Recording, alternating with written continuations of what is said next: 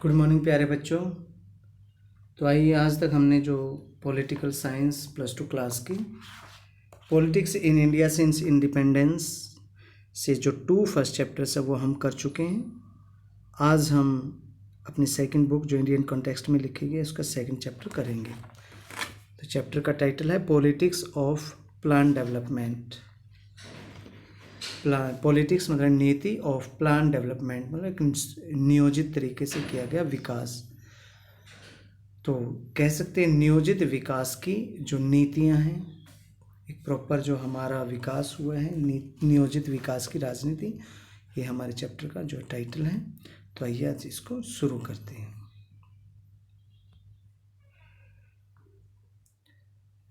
As the global demand for steel increases, Odisha, which has one of the largest reserves of untapped iron ore in the country, is being seen as an important investment destination. The state government hopes to cash in on the unprecedented demand for iron ore and has signed Memorandum of Understanding (MOUs). Memorandum of Understanding (MOUs) means with both international and domestic steel makers.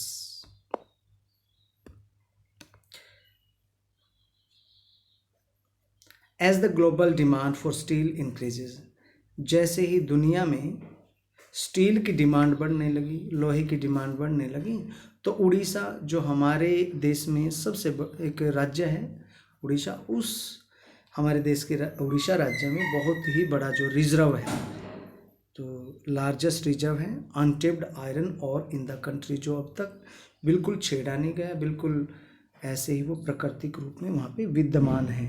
तो एक बहुत बड़ा वहाँ पे विशाल, जो कह सकते हैं विशाल भंडार है, जिसका अभी तक दोहन नहीं किया गया है। The state government hopes to cash in on this unprecedented demand for iron ore and has signed memorandum of understanding with both in international and domestic steel makers. तो अब राज्य सरकार को एक उम्मीद जाग गई, उड़ीसा राज्य सरकार को, कि लोहा आवश्यक है, जो इसकी इतनी ज़्यादा अचानक से जो मांग हुई है विश्व में, तो क्यों न इस मांग को वो पूरा करें।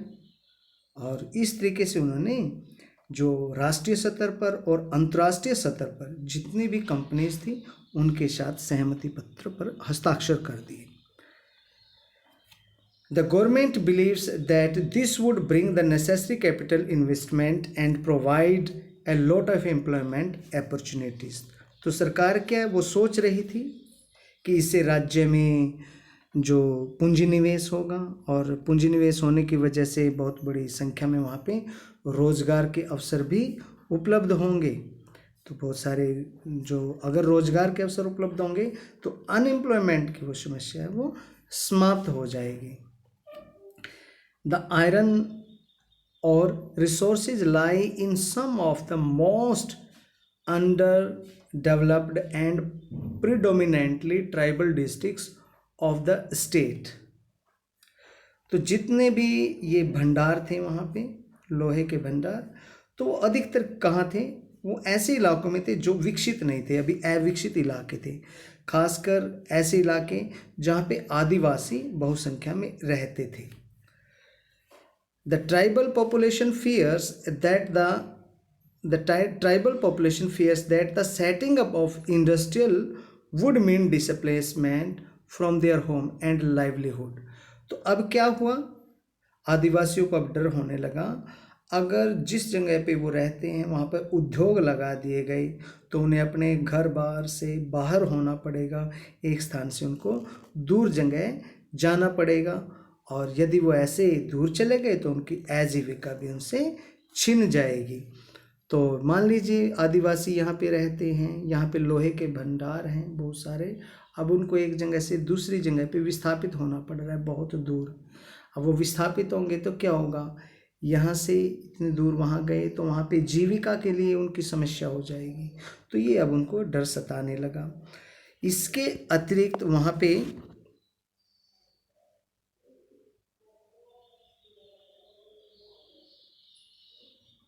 displacement from the home and livelihood. The environmentalists fear that mining and industry would pollute the environment। और फिर वहाँ पे पर्यावरणविद थे जो इन्वायरमेंटलिस्ट थे, उनको डर था कि अगर वहाँ पे माइनिंग की गई, खुदाई की गई, इंडस्ट्रीज़ वहाँ पे लगाई गई तो इससे क्या होगा, इन्वायरमेंट है वो जो पोल्यूट होगा। अब ये भी बहुत बड़ी समस्या वहाँ पे आ गई। ऐसे में क्या किया जाए? The central government feels that if the industry is not allowed it would set a bad example and discourage investment in the country। और उधर से जो स्टेट गवर्नमेंट है उसको लगता था, केंद्र सरकार है, राज्य सरकार है, उनको लग रहा था अगर वहाँ पे इंडस्ट्री लगाने की वो अनुमति नहीं देते तो इससे क्या होगा, एक बैड एग्जाम्पल उनके सामने कायम हो जाएगा, एक बुरी मिसाल है वो उनको कायम हो जाएगी वहाँ पे। और यदि दूसरे देशों की पूंजी देश में निवेशित नहीं हुई तो इससे देश के विकास में, पूंजी निवेश में बाधा पड़ेगी। तो ये बहुत बड़ी एक भारी समस्या वहाँ पे आ खड़ी हुई। तो ऐसे में क्या किया जाए? Can you identify the various interest involved in this case? What are their key points of conflict? Do you think there are any common points on which everyone can agree? Can this issue be resolved in a way which satisfies all the various interests? As you ask these questions, you would find yourself facing yet bigger questions. What kind of development does Orissa need? Indeed, whose need can be called Orissa's need? अब यहाँ पे इस तरीके से हम देखते हैं तो बहुत सारे चीज़ें जो हमें देखने को मिलती हैं। उदाहरण के तौर पर कई तरह के हित हैं, यहाँ पर कई तरह के हित की बात हो रही है, तो वो बहुत सारे हित यहाँ पे सक्रिय हैं। तो सोचिए, क्या आप इन हितों को पहचान सकते हैं? अगर ऊपर जो एक उदाहरण के रूप में संघर्ष है वो आपको दिखाया गया है, उसमें कौन कौन से बिंदु जो आपको अहम लगते हैं, इम्पोर्टेंट लगते हैं? क्या आपको लगता है कि कोई ऐसी बात भी है जिस पर सभी पक्ष राजी हो जाएं, सभी जिस पर एग्री हो जाएं? क्या आपको ऐसा लगता है कि कोई ऐसा मसला यहाँ पर है जिसको भली भांति तरीके से सुलझाया जा सकता है, या इससे आपको ऐसा लगता है कि सभी के हितों को संतुष्ट किया जा सके? वहाँ पे आदिवासियों का भी पक्ष है, वहाँ पे स्टेट गवर्नमेंट का पक्ष है, वहाँ पे एक देश के विकास का, राज्य के विकास का भी पक्ष है। तो बहुत सारी वहाँ पे चीज़ें जो देखने वाली हैं। आपको क्या लगता है कि किस तरीके से आप सभी के हितों को संतुष्ट कर पाएंगे? क्या आपको लगता है ऐसा सवाल जो आपके सामने खड़ा हो तो आप किस तरीके से, ऐसा सवाल है जो वो सुलझाएंगे, और आप कैसे देखेंगे कि किस तरीके से एक राज्य के विकास की जो ज़रूरत होती है उसको पूरा किया जा सकता है, या किसकी ज़रूरत है जो उड़ीसा में, उसकी ज़रूरत को आप ज़रूरत मानते हैं, और किसकी ज़रूरत है जिसकी ज़रूरत को आप ज़रूरत नहीं मानते? आदिवासियों की ज़रूरत है वहाँ पे उनका जगह हो, वो विस्थापित ना हो, डिस्प्लेसमेंट ना हो उनका, और दूसरी ज़रूरत है राज्य के विकास की ज़रूरत। तो ऐसे में क्या करेंगे? सार्वजनिक हित है, एक व्यक्तिगत हित है। तो इसको जरा समझिए और सोचकर जवाब दीजिए। Next, political contests. These questions cannot be answered by an expert. Decisions of this kind involve weighing the interests of our social groups against another, present generation against future generation. In a democracy, such major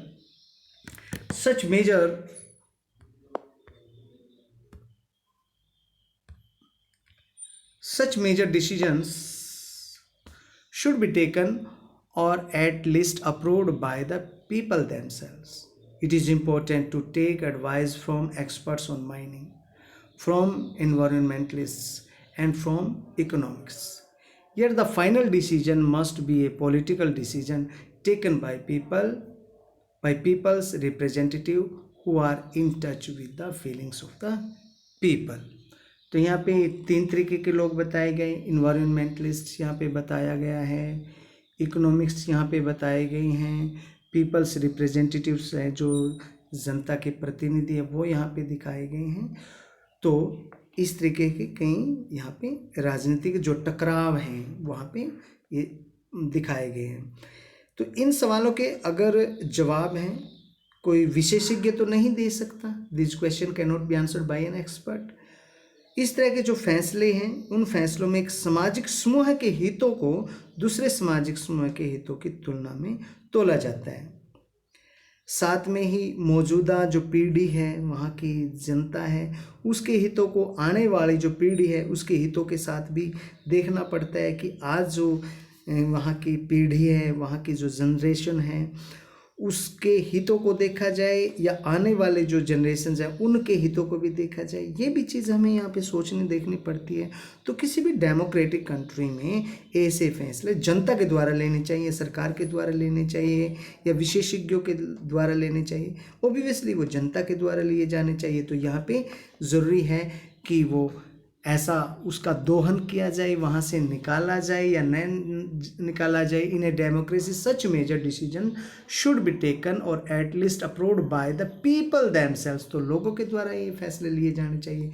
दूसरा, इसमें experts की राय ली जानी चाहिए कि mining की जाए या नहीं की जाए, वहाँ पे खुदाई की जाए या नहीं की जाए। हमें वहाँ पे पर्यावरणविदों, जो पर्यावरण का ज्ञान रखने वाले हैं कि इन्वायरमेंट वो पोल्यूट होगा या नहीं होगा, तो इस तरीके से हमें उनकी भी राय लेनी चाहिए। फिर उसके बाद जो अर्थशास्त्री हैं, इससे कितना फ़ायदा है कितना नुकसान है, उनसे भी हमें ये निर्णय लेना चाहिए खुदाई की जाए या नहीं की जाए। इसके साथ साथ जो लोगों के प्रतिनिधि है, जिसको नेता बोलते हैं, जिसे हमने संसद में चुन के भेजा है, राज्य जो स्टेट लेजिस्लेटिव असेंबलीज हैं उनमें अपने मेंबर जो चुन के भेजे हैं वो भी इसमें सम्मिलित होते हैं। क्योंकि आफ्टर ऑल वो क्या होता है कि वो टच होता है उनका with the feelings of the people. लोगों की भावनाओं को वो भली भांति तरीके से समझते हैं। तो ऐसे में उनकी भी राय बहुत आवश्यक है। After independence our country had to make a series of major decisions like this. तो स्वतंत्रता के बाद हमारे देश को इस तरीके के बहुत सारे फैसले लेने पड़े हैं। Each of these decisions could not be made independent of other such decisions. All these decisions were bound together by a shared vision or model of economic development. Almost everyone agreed that the development of India should mean both economic growth and social and economic justice. It was also agreed that this matter cannot be left to businessmen, industrialists, and farmers themselves, that the government should play a key role in this. There was disagreement, however, on the kind of role that the government must play in ensuring growth with justice. Was it necessary to have a centralized institution to plan for the entire country? Should the government itself run some key industries and business? How much importance was to be attached to the needs of justice if it differed from the requirements of the economic growth?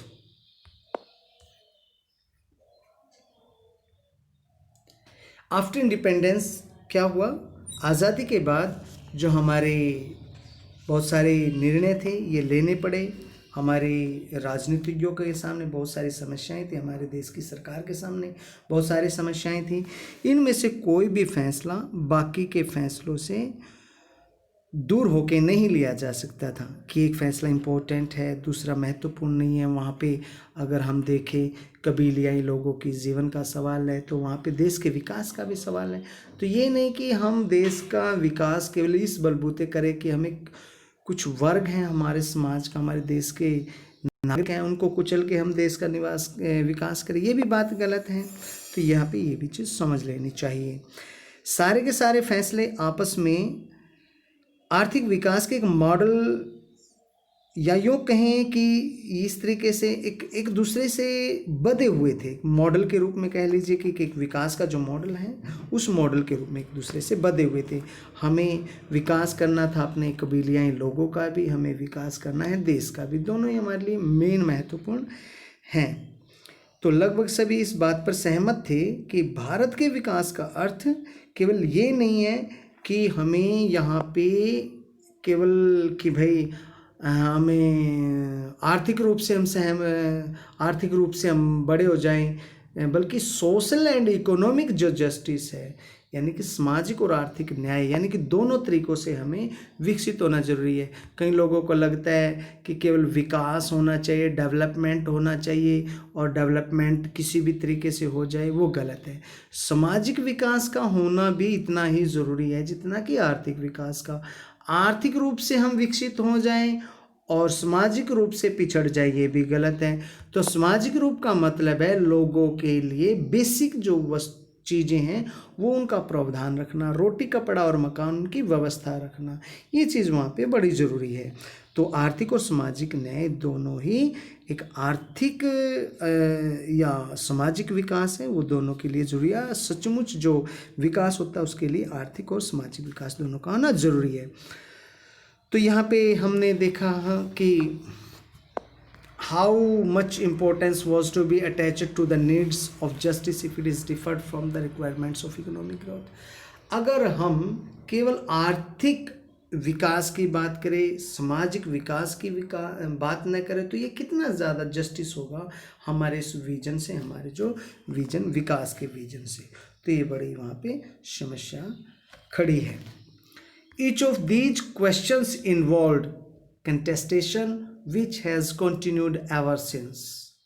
Each of the decision had political consequence. Most of these issues involved political judgment and required consultations among political parties and approval of the public. That is why we need to study the process of development as a part of the history of politics in India. तो इसमें से प्रत्येक question के ऊपर कुछ न कुछ टकराव है, वो जारी है। प्रत्येक पर्सन है वो टकराव है, वो आज तक भी हम देखते हैं। इनके ऊपर हम बिल्कुल एक दूसरे के विरोधी हैं। जो फैसले लिए गए हैं उनके जो पॉलिटिकल कॉन्सिक्वेंसेस में हमने देखा है, वो जो सामने जो फैसले आए हैं उनमें से अधिकतर जो मामले हैं वो राजनीतिक रूप से कोई फैसला लेना ही था, राजनीतिक रूप से ही वो फैसला है। अगर उसको जनता की दृष्टि से देखा जाए तो वो फैसला नहीं होता कई बार। तो इसके लिए राजनीतिक दलों को आपस में सलाह मशवरा करना ये भी ज़रूरी होता है, साथ ही जनता की स्वीकृति भी हासिल करनी ज़रूरी होती है। यही हमारे जो पॉलिसीज हैं वो उड़ीसा के अंदर अपनाई गई। तो इस कारण से भारत में जो राजनीतिक इतिहास है उसको जानने के लिए हमें अपने जो विकास है उसके क्रम को जानना पड़ेगा, ये हमारे लिए बड़ा ज़रूरी है। तो इससे पहले हमें थोड़ा सा पीछे जो यहाँ पे हमने what is left and what is right ये थोड़ा स्टडी करेंगे। इससे पहले जो थोड़ा सा एक हमने पीछे छोड़ दिया है इसके बारे में हम स्टडी करेंगे। ये क्या है, यहाँ पर Odisha villagers protest against POSCO plant, ये 1-2 नंबर पे पूछे जाते हैं बेटा, ये बड़े इंपॉर्टेंट होते हैं, इनको न छोड़े, ये मैं आपको बार बार मैं आपको बता रहा हूँ। तो आइए चलो पढ़ते हैं। Odisha villagers protest against POSCO plant. तो यहाँ पे एक पोस्को प्लांट आया था ओडिशा के अंदर जिसके अगेंस्ट जो लोगों ने वहाँ पे विद्रोह किया था। स्टाफ रिपोर्टर ये कोई है, तो भुवनेश्वर से हैं ये news. People facing displacement by the proposed POSCO India steel plant in Jagdishpur district staged a demonstration outside the Korean company's office here on Thursday. They were demanding cancellation of the memorandum of understanding signed between the company and Orissa government 1 year ago. तो यहाँ पे एक POCSO company है, मैं आपको बता दूँ उड़ीसा का जो डिस्ट्रिक्ट है, उड़ीसा की जो कैपिटल है वो भुवनेश्वर है, और भुवनेश्वर जो कैपिटल है उसके इर्द गिर्द एक डिस्ट्रिक्ट है जो जगदीशपुर है। जगदीशपुर में एक जो पोस्को कंपनी आई थी, पोस्को इंडिया के नाम से, ये कोरियाई कंपनी थी, यहाँ पे ये स्थापित होनी थी कंपनी। तो इसके विरुद्ध लोगों ने वहाँ पे जो आंदोलन किया था, वो चाहते थे कि ये कंपनी है वो वहाँ पे स्थापित ना हो, तो ऐसा ये यहाँ पे किया गया था। More than 100 men and women from the gram panchayat of the gram panchayat of धिंकिया, Nuagaon, गढ़कुंजगा, तो ये पंचायत से बहुत सारे लोग वहाँ पे आए, try to enter the office premises but the police prevented them. अब बहुत सारी पंचायतें, खाप पंचायतें वहाँ पे आई, बड़ी बड़ी पंचायतें गाँव से निकल के आई और उन्होंने वहाँ पे अपने बलपूर्वक है जो जनता के जो गवर्नमेंट कार्यालय हैं, गवर्नमेंट ऑफिसेज हैं, उनमें घुसने के उन्होंने प्रयास किए। Raising slogans, the protesters said that company should not be allowed to set up its plant at the cost of their lives and livelihood, कि उनके जीविका और जीवन के आधार मतलब उनके कीमत पर वहाँ पे कंपनियां स्थापित न की जाएं। उन्होंने प्रोटेस्ट की। The demonstration was organized by the Rashtriya Yuva संगठन एंड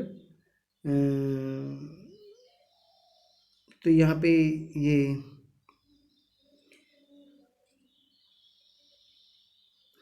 जो कंपनी है राष्ट्रीय युवा संगठन एंड निब्रानमन समिति है, ये जो दो समितियाँ यहाँ पे आई हैं, इनके आधार ये जो वहाँ पे इन्होंने इसके अंगेंस्ट जो प्रोटेस्ट है वो लोगों को अपने पास अपने साथ संगठित किया और फिर इसके विरोध है जो वो प्रोटेस्ट किया अपना। ये जो न्यूज़ है द हिंदू 23 जून 2006, ये तब की न्यूज़ है। तो प्यारे बच्चों ध्यान से इस क्वेश्चन को आप करेंगे तो आपका जो 1-2 नंबर में क्वेश्चन पूछा जाता है, बड़ा इंपॉर्टेंट है, तो ध्यान रखेंगे। नेक्स्ट, इनको इग्नोर ना करें बेटा। तो नेक्स्ट है what is left and what is right. क्या लेफ्ट है, क्या दायां है, क्या बायां है, मतलब क्या वामपंथी हैं और क्या दक्षिणपंथी हैं। तो वामपंथी मैं आपको बताता हूँ कि वामपंथी कौन है और दक्षिणपंथी कौन है। दक्षिणपंथी राइट जो लेफ्ट वो है जो लोगों के, जो गरीब लोगों के बारे में सोचते हैं। छोटी सी बात है, गरीब लोगों के बारे में सोचते हैं। और दक्षिणपंथी जो लोग हैं, राइट जो लोग हैं, वो है कि जो विकास के बारे में सोचते हैं, बिल्कुल कि विकास है किसी भी कीमत पर, बस देश का विकास हो जाए। उनको गरीबी से, लोगों के दुखों से कोई मतलब नहीं है, बस एक बार विकास हो जाए, विकास के लिए वो कुछ भी करने के लिए तैयार है। तो let us read lines from here. In the politics of most countries, you will always come across references to parties and groups with left or right ideology or leaning. These terms characterize the position of the concerned groups of parties regarding social change and role of the state in effecting economic redistribution. Left often refers to those who are in favor of the poor, downtrodden sections and support government policies for the benefit of these sections. The right refers to those who believe that free competition and market economy alone ensure progress and that the government should not unnecessarily intervene in the economy. तो यहाँ पे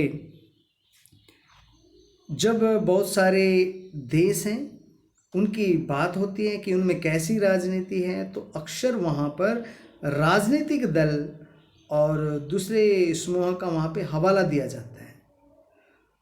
तो इसका या उस party समूह की विचारधाराएं जो वामपंथी या दक्षिणपंथी दो रुझान वाली होती है, या तो गवर्नमेंट है वो किसी देश की वामपंथी विचारधारा वाली मिलेगी या फिर वो दक्षिणपंथी विचारधारा वाली मिलेगी। वामपंथी मैंने आपको बताया गरीबों के हित में कार्य करती हैं, गरीबों के हितों के बारे में सोचती हैं।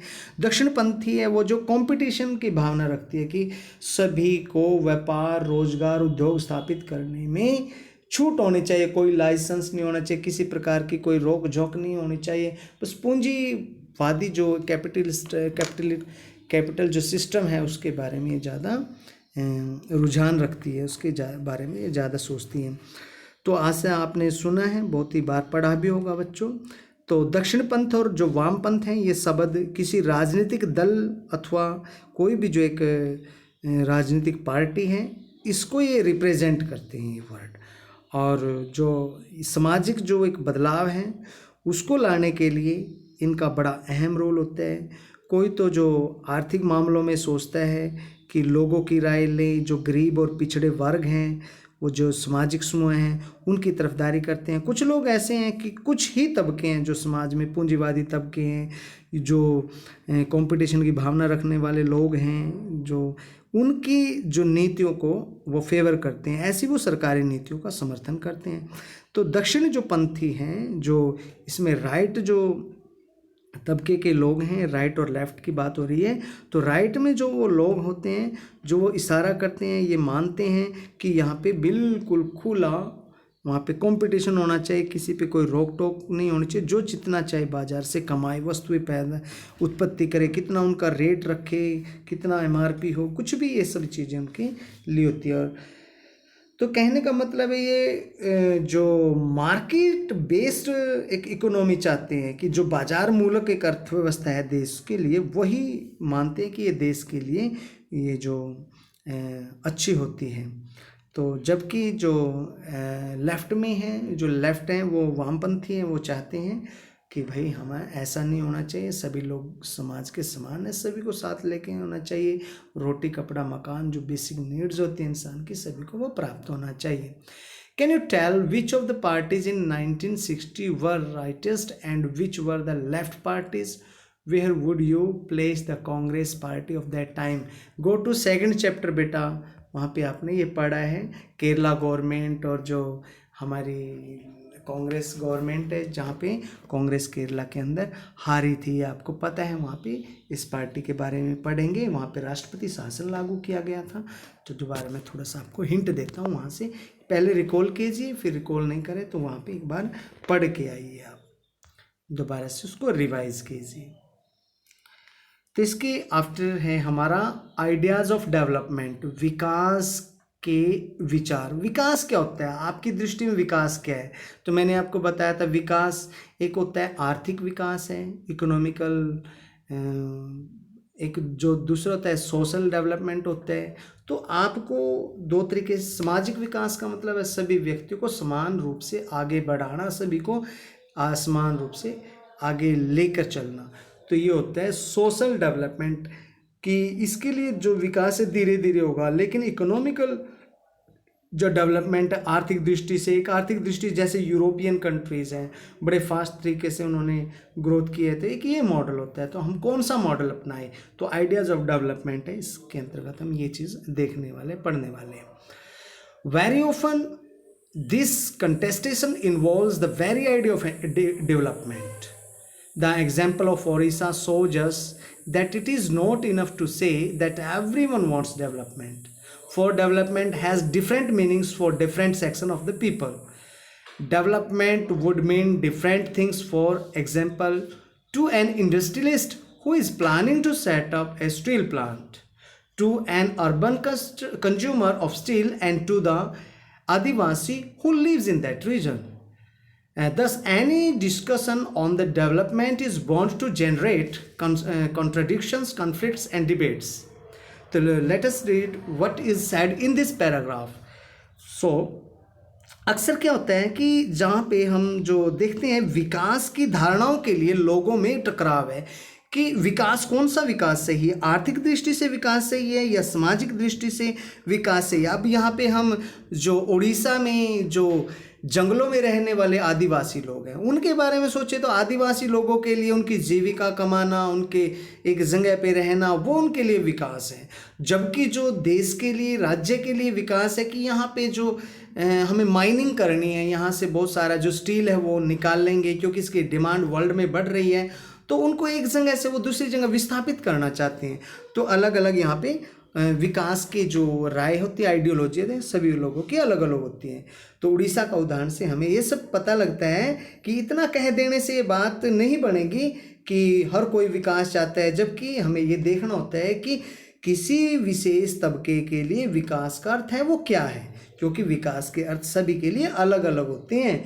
अगर यहाँ पे देखें तो जो हमारे उद्योगपति लोग हैं उनके लिए विकास क्या है? जो योजना बना रहे हैं कि यहाँ पे हम एक फैक्ट्री डाल लेंगे स्टील निकालने के लिए, स्टील बनाने के लिए, तो यहाँ से जो कच्चा मटेरियल, रॉ मटेरियल उनको मिलेगा, और इस तरीके से किसी शहरी जो उपभोक्ता है उसको लगेगा कि यहाँ से मेरे को स्टील मिलेगा। तो कुछ जो आदिवासी लोग हैं उनके लिए विकास का अर्थ है वो अलग है कि यहाँ से अगर जो उनके लिए प्रस्तावित यहाँ पे अगर उद्योग है, फैक्ट्री वो लग गई, इस वजह से उनको एक जगह से दूसरी जगह विस्थापित होना पड़ेगा और वो विकास नहीं कर पाएंगे। तो अलग अलग तरीके से सभी का इसके अलग अलग अर्थ होता है प्यारे बच्चों। नेक्स्ट है the first decade after independence witnessed a lot of debate around this question. It was common then as it is even now. The people to refer to the West as standard for measuring development. Development was about becoming more modern, and modern was about becoming more like the industrialized countries of the West. This is how common people as well as the expert thought. It was believed that every country would go through the process of modernization as in the West, which involved the breakdown of industrial social structure and the rise of capitalism and liberalism. Modernization was also associated with the ideas of growth, material progress, and scientific rationality. This kind of idea of development allowed everyone to talk about different countries that developed, developing, and undeveloped. तो आज़ादी के बाद जो पहला जो 10 वर्ष थे उसमें एक इस सवाल पे बड़ी काफ़ी सारी बहसें हुई। वहाँ पे लोग हैं वो बार बार विकास की बात को लेकर बहस करते और फिर वो पश्चिमी देशों का वहाँ पे हवाला देते और कहते कि विकास का पैमाना जो हमें पश्चिमी देशों से देखना चाहिए कि विकास क्या होता है। आज भी अगर हम एक अर्थ में इस बात को देखते हैं, हम यही लक्ष्य वो निर्धारित करते हैं। विकास का अर्थ क्या होता है? ज़्यादा से ज़्यादा आधुनिक होना या आधुनिक होने का ये अर्थ है कि आप ज़्यादा से ज़्यादा सामाजिक रूप से विकसित हों या फिर आप ज़्यादा से ज़्यादा औद्योगिक दृष्टि से जैसे पाश्चात्य कंट्री हैं, वेस्टर्न कंट्रीज़ हैं, उनकी तरह विकसित हो। ऐसा माना जाता है कि जो वेस्टर्न कंट्रीज़ हैं उनमें एक आधुनिकीकरण की प्रक्रिया हो, इंडस्ट्रियलाइजेशन की, तो जिससे हमारे देश में भी हम अगर इंडस्ट्रियलाइजेशन की प्रक्रिया लेकर आएंगे तो बहुत ज़्यादा से ज़्यादा आधुनिकीकरण होगा और इसके कारण जो हमारे समाज की जो पुरानी संरचना है जिसमें हम बंधे हुए हैं, कृषि है और खेती बाड़ी है, छोटे छोटे घरेलू उद्योग हैं, हाथ से बनाने के लिए हमारे पास हैं, कलाएं हैं, तो ये क्या है? इससे क्या होगी? ये सब संरचनाएं जो सामाजिक जो हमारी ट्रेडिशनली हम कर रहे हैं वो संरचनाएं टूट जाएंगे और जो हमारे यहाँ पर जो कैपिटलिज्म है वो आएगा, फिर पूंजीवाद होगा। तो पूंजीवाद के साथ साथ एक हम जो कहते हैं वो उदारवाद है, उदारवाद भी आएगा। उदारवाद में जितना ज़्यादा हमारे पास पैसा इकट्ठा होगा, हमारे उद्योगपतियों के पास पैसा इकट्ठा होगा, वो देश की भलाई के लिए, लोगों की भलाई के लिए खर्च करेंगे। ये बात यहाँ पे सामने आती है। तो कहने का मतलब है हमें मेटेरियलिस्टिक रूप से, मेटेरियलिस्टिक फॉर्म से हमें डेवलप होना चाहिए और अगर हम वैज्ञानिक तर्क बुद्धि से सोचते हैं तो ऐसा हमें सोचने पर मिलता है। लेकिन अगर हम सही रूप से मानवीय दृष्टि और वैज्ञानिक दृष्टि का एक साझा दृष्टिकोण अगर अपनाते हैं तो विकास की ऐसी धारणा को मानने के कोई कारण नहीं बनता। जबकि विकास है, विकास के लिए हमें अलग अलग ध्यान से देखें, अलग अलग विचार दृष्टिकोण से देखें तो एक सामाजिक विकास होता है, एक आर्थिक विकास होता है, एक जो पूरे देश को लेकर चलते हैं, एक कुछ समाज के तबकों को लेकर चलता है। हम किस रूप को सही रूप से सामाजिक विकास मानते हैं।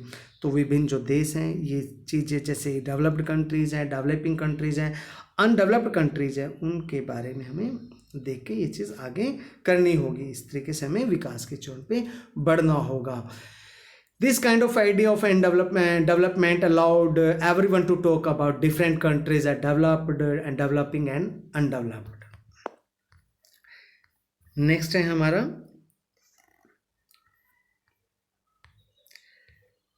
On the eve of independence. आज़ादी के समय की बात है। On the eve of independence, India had before it two models of modern development. Bharat के पास दो मॉडल थे विकास करने के। The liberal capitalist model as in much of the Europe and US and the socialist model as in the USSR. You have already studied these two ideologies and read about the Cold War between the two superpowers. There were many in India then who were deeply impressed by the Soviet model of development. These included not just the leaders of the Communist Party of India, but also those of Socialist Party and leaders like Nehru within the Congress, जो खुद एक समाजवादी सोच के थे. There were very few supporters of the American style capitalist development.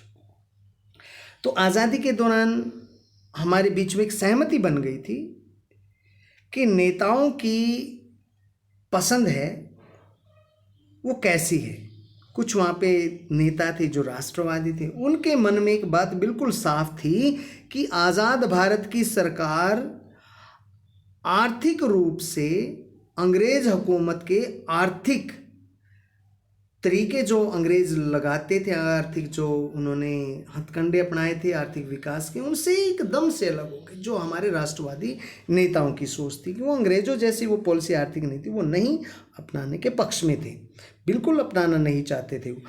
आज़ाद जो भारत था उसकी सरकार अंग्रेजी जो सरकार थी उसकी एक नैरो माइंडेडनेस थी, एक जो संकुचित व्यापार करने की तरीका था उसके लिए बिल्कुल भी वो तैयार नहीं थे कि वो केवल कुछ लोगों के लिए काम करते थे, वो जनता के बारे में नहीं सोचते थे, चाहे पब्लिक भाई कोई भी हो, इंडियन हो, क्योंकि रूल तो नहीं खाता तो वो विकास के लिए नहीं सोच रहे. तो ऐसा नहीं कि भाई गरीब लोगों से केवल वो धन को इकट्ठा करे और अमीर लोगों को वो फ़ायदा पहुंचाए या पूंजीपति लोगों को या कुछ लोगों के हितों को वो देखें. वहाँ पे आज़ादी के आंदोलन के दौरान ये बात बिल्कुल साफ हो गई थी कि गरीबी मिटाने के लिए, सामाजिक आर्थिक समानता स्थापित करने के लिए जो सारी जिम्मेदारी वो सरकार की होगी.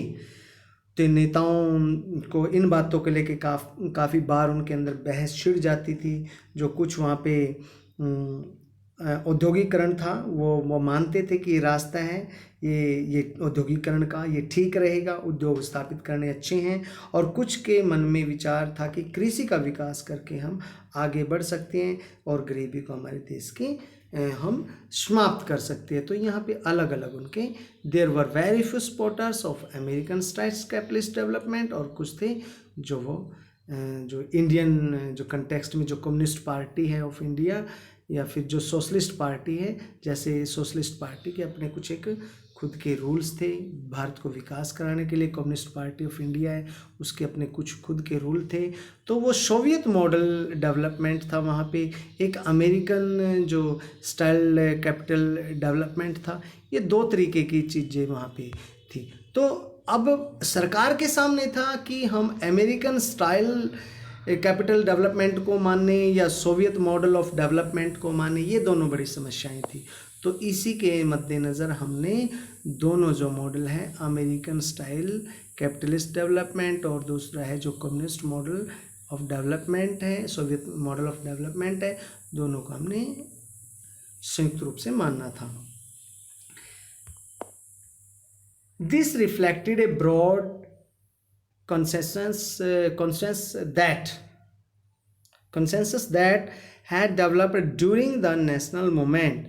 The nationalist leaders were clear that the economic concerns of the government of Free India would have to be different from the narrowly defined commercial functions of the colonial government. It was clear, moreover, that the task of poverty elevation and social and economic redistribution was being seen primarily as the responsibility of the government. There were debates among them.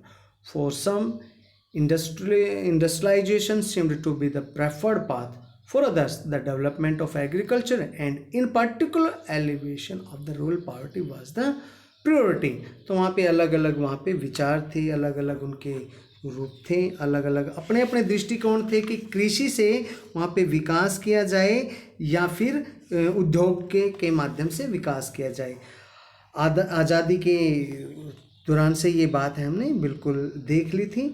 तो इस तरीके से हम देखते हैं कि इसमें आज़ादी के जो आंदोलन था उसके दौरान ये सहमति बन गई कि नेताओं की एक पसंद है और वो पसंद है और वो बिल्कुल साफ है, और उस पसंद से जो वो अंग्रेज़ी हुकूमत का एक आर्थिक जो तरीका था उसको वो अपनाना नहीं चाहते। वो केवल एक संकुचित व्यापारिक हितों की पूर्ति के लिए काम नहीं करना चाहते।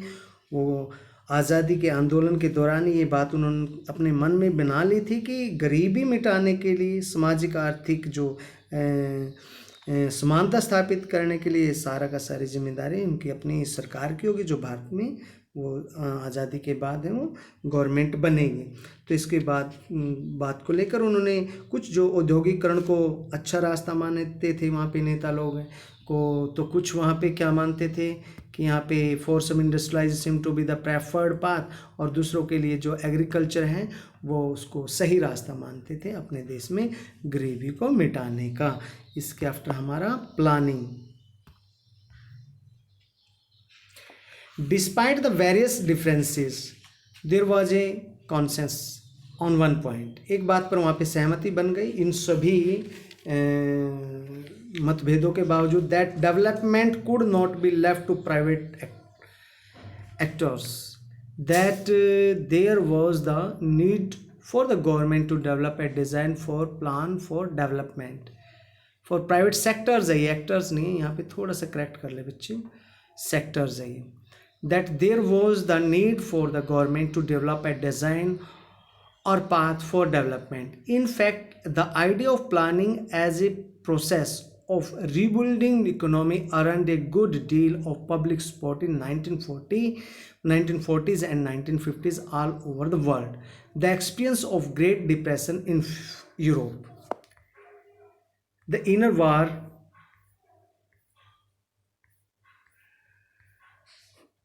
reconstruction of Japan and Germany, and most of all the spectacular economic growth against heavy odds in Soviet Union in the 1930s and 1940s contributed to the consensus.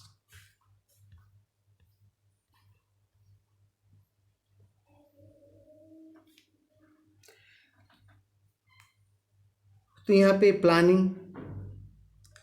Planning मतलब कि योजना क्या हुई, सभी के बीच में मतभेद थे, उन सब के बावजूद सभी एक बात पर सहमत थे कि विकास, जो देश का विकास होगा उसके लिए हम विकास कार्य को केवल एक हाथों में नहीं सौंप सकते। हम उस विकास को केवल प्राइवेट सेक्टर के या प्राइवेट सेक्टर्स प्राइवेट लोगों के पास, निजी हाथों में हम नहीं दे सकते। तो सरकार के लिए यहाँ पर एक ज़रूरी है कि विकास का एक प्लान तैयार किया जाए, एक योजना तैयार की जाए। अर्थव्यवस्था के जो निर्माण करना था दोबारा हमने, तो उसके प्लानिंग के बारे में जो विचार हमने 1940 और 1950 के दशक में पूरे जो विश्व से देशों से हमें समर्थन मिला था। तो यूरोप में हमने देखा कि पूरा यूरोप है वो महामंदी का शिकार हुआ था, और उसने एक बहुत बड़ा सबक लिया था महामंदी से। तो अब देखा कि जो जापान जर्मनी के युद्ध में, वहाँ पे बहुत सारी अर्थव्यवस्था वो ख़राब हो गई थी, और उसके बाद फिर उन्होंने एक अर्थव्यवस्था को फिर संभाल लिया। और वहाँ पे जो सोवियत संघ है 1930 तथा 1940 के बीच में, वो भी बहुत सारी उसने प्रगति की, बहुत सारी कठिनाइयों के बावजूद सोवियत संघ भी आगे बढ़ा देश। तो इन सभी बातों के कारण तो दुनिया भर में इस चीज़ की बड़ी वहाँ पे देखने को मैं मिल रहा था कि वाही वहाँ पे हो रही थी पूरी दुनिया में इनके इस चीज़ के लिए। तो ये बड़ी एक देखने वाली वहाँ पे चीज़ थी। Thus the planning commission was not a sudden invention. In fact, it has a very interesting history. We commonly assume that private investors such as industrialists and big business entrepreneurs are adverse to ideas of planning. They seek an open economy without any state control in the flow of capital. That was not what happened here. Rather, a section of the big industrialists got together in 1944 and drafted a joint proposal for setting up a planned economy in the country. It was called the Bombay Plan. It's very important बेटा, remember this point. Bombay plan के बारे में हर बार पूछा जाता है, 2 या 4 अंकों में क्वेश्चन बिल्कुल पूछा जाता है, तो ध्यान रखें. It was called the Bombay Plan. The Bombay Plan wanted the state to take major initiatives in the industrialization, in the industrial and other economic investments. Thus, from left to right, planning for development was the most obvious choice for the country after independence. Soon after India became independent, the Planning Commission came into being. The Prime Minister was its chairperson. आज भी होता है ये तो.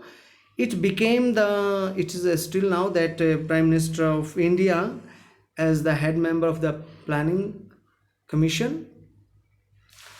Although the name has been changed in the present context, I will tell you it later in the chapter. So keep continue. The Bombay Plan wanted the states to take major initiatives in industrial and other economic investments. Thus, from left to right, planning from development was the most obvious choice for the country after independence. Soon after India became independent, the Planning Commission came into being. The Prime Minister was its chairperson. It became the most influential and central machinery for deciding what path and strategy India would adopt for its development. तो प्यारे बच्चों, हम इस तरीके से देखते हैं कि प्लानिंग कमीशन कोई एक सडन इन्वेंशन नहीं था कि अचानक से कोई एक आविष्कार कर लिया गया. एक्चुअल में यह कहानी बड़ी इंटरेस्टिंग है. This is very interesting history. इसकी कहानी बड़ी इंटरेस्टिंग है.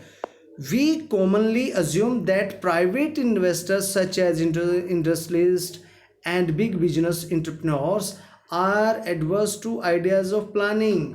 हमें देखने में मज़ा आएगा और देखेंगे कि आप सोचते भी हैं ऐसा कि जो यहाँ पे बड़े बड़े बिग इन्वेस्टर्स हैं, एंटरप्रेन्योर्स हैं या इंडस्ट्रियलीज हैं, प्राइवेट इन्वेस्टर्स हैं, ये कभी हमारी जो प्लानिंग है, जो देश की योजना है, उसके पक्ष में ये नहीं होते.